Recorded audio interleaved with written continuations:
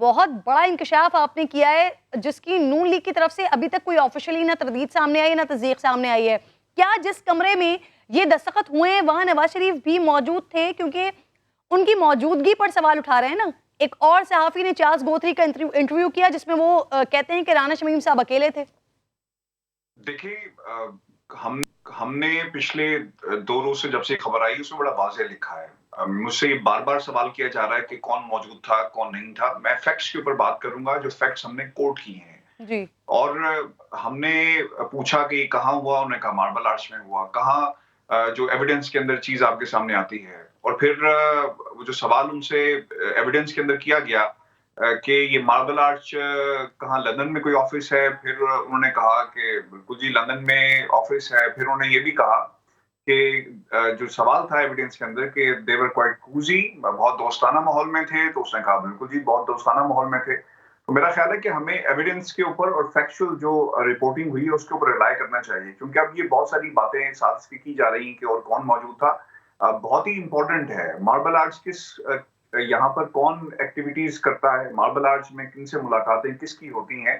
तो marble arch is the place. और फिर ये बहुत ही जो एविडेंसेस हैं उनको कोई रिफ्यूट नहीं कर सकता, डिनाई नहीं कर सकता।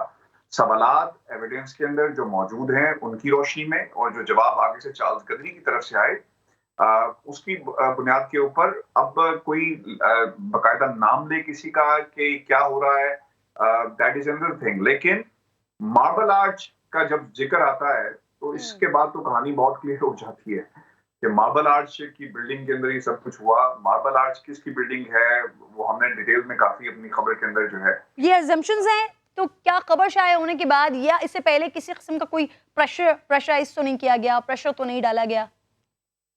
देखिए जी दबाव इस वक्त बहुत ज्यादा है, प्रेशर बहुत ज्यादा है।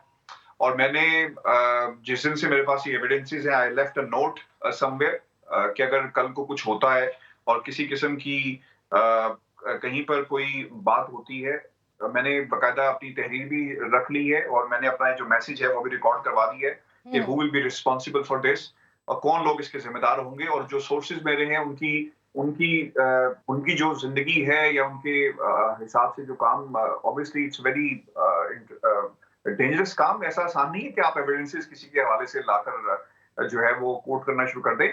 बट आई स्ट्रांगली बिलीव कि I have written my statement and I have recorded my message as well. और अगर कुछ ऐसा सही। होता है तो फिर कुछ लोग इसके जिम्मेदार होंगे।